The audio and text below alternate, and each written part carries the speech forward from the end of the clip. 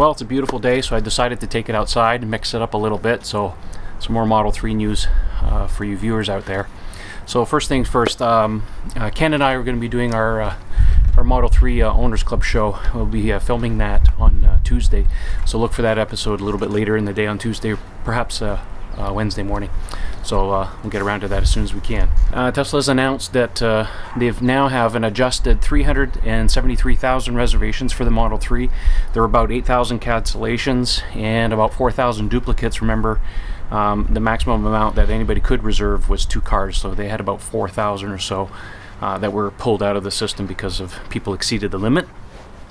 So, but I also expect that we'll see a lot more reservations after the second reveal next year, when more information comes out about the vehicle as far as autonomy and so on and so forth. They get people pretty excited about that.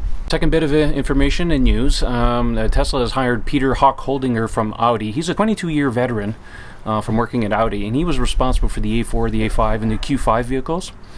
So Peter is now the VP of vehicle production at Tesla, and he should bring some pretty rigorous discipline and to increase and improve the Model S and Model X production, and also spearhead the Model 3 production program. So I think the Model 3 program is really off to a good start with this.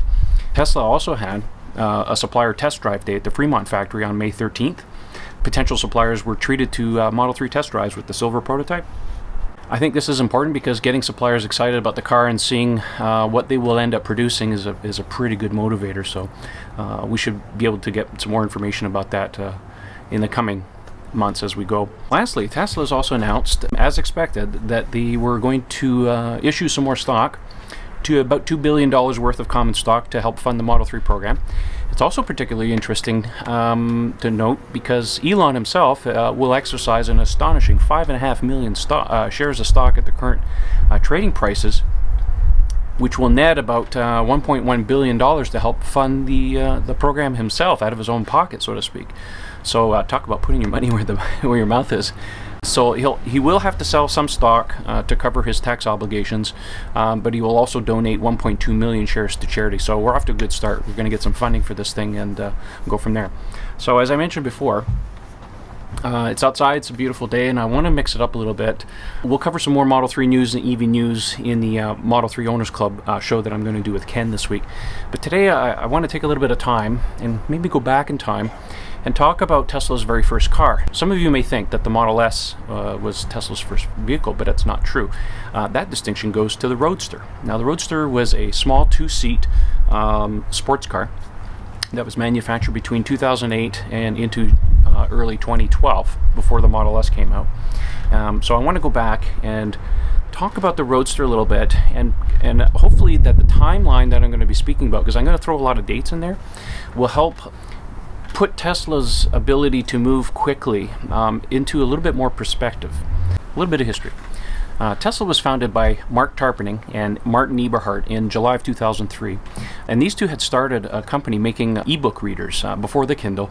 They eventually sold that company to TV Guide, interestingly enough, and after that, with all this money, they were trying to decide what to do next. After a little bit of soul searching, they decided to take on the oil addiction problem. And they decided to focus on cars because they discovered that 75% of the oil usage in the United States is for transportation. 50% of that is used for passenger cars. So they did an exhaustive study of what's called a well-to-wheel efficiency, which is looking at, from obtaining the oil to refining it and putting it into vehicles with the distribution stuff. And they discovered that electric cars were actually the way to go, specifically with pure battery vehicles.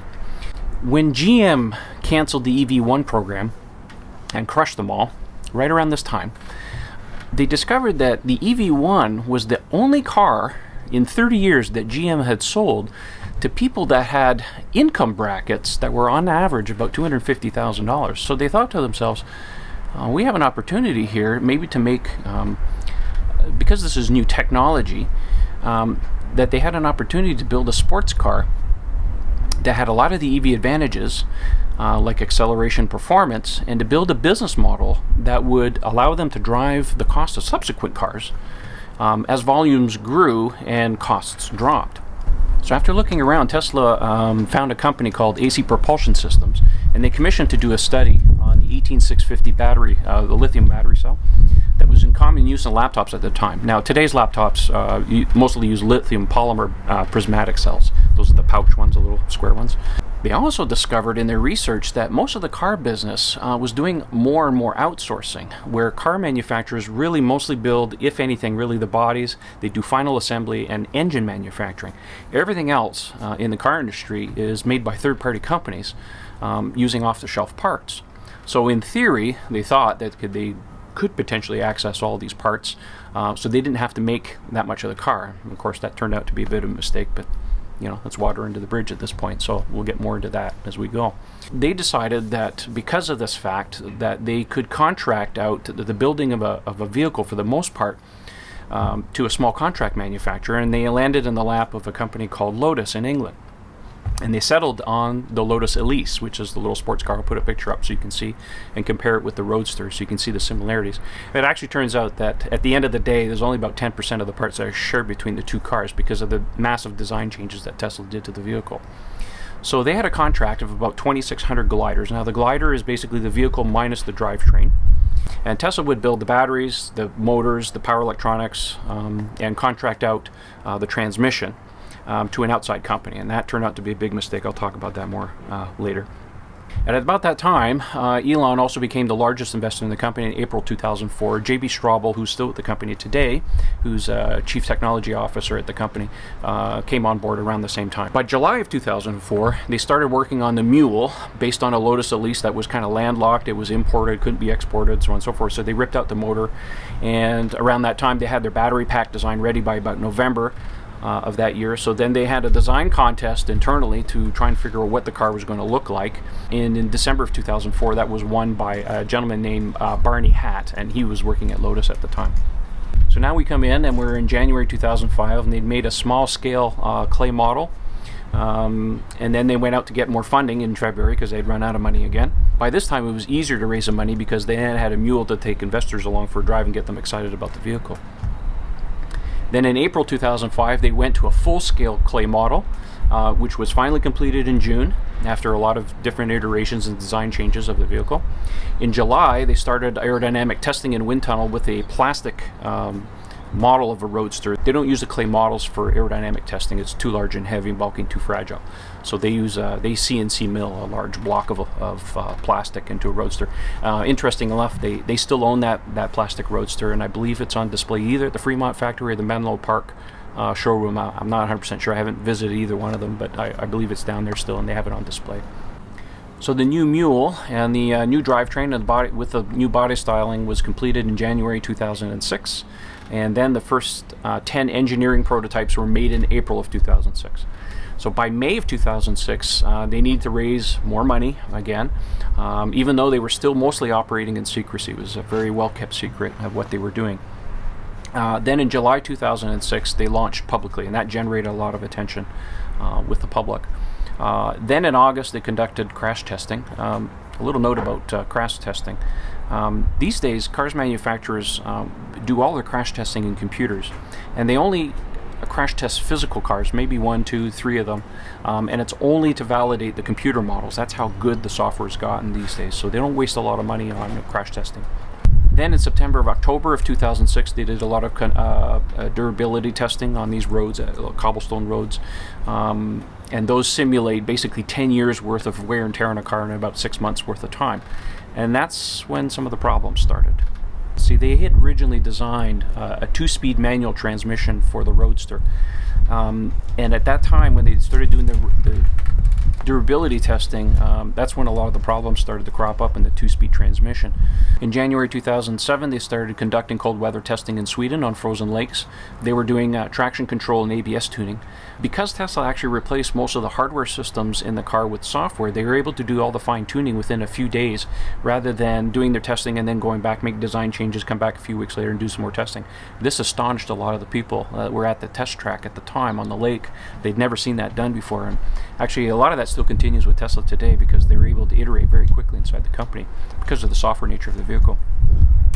In July, the new 2-speed transmission they had redesigned was up and running on a dyno, and motor production, the main motor production actually began in Taiwan. And then the first validation prototypes, 10 of them were made in August, and they came off the production line. And then October runs around, and then the second production transmission starts to fail. So they redesigned the transmission again, this time with a 1-speed and with a new supplier, and that new supplier finally came through, and that was the transmission that finally went into the vehicle, and it caused some delays, but they finally sorted out that problem. In January 2008, validation, prototype verification, and durability validation are finally finished. And then by April, well, they needed to raise money again. May rolls around. They had final cars ready to go, but the new transmission still wasn't ready yet. So remember Elon saying in conference calls that they can't ship cars if 1%, even 1% of the parts are not ready? So they put in an interim transmission until the new one is ready, and then they replaced them all with the customers afterwards. So finally we come to June 2008, deliveries finally begin, and then Martin Eberhard was ousted and Elon became CEO in October 2008, right in the middle of the massive financial crisis of 2008. So it was really, really tough time. They were running out of money. Elon essentially saved the company by taking his last money and putting it into the company to meet payroll. And then the investors finally came in right at the 11th hour and really saved the company. And so during the latter part of this story, Tesla had a small team of designers and engineers inside the company working on the Model S and designing it from scratch. So they had taken everything they had learned from the Roadster program, including the bad transmissions and all the problems, and absolutely designed everything themselves. They weren't going to make that mistake again.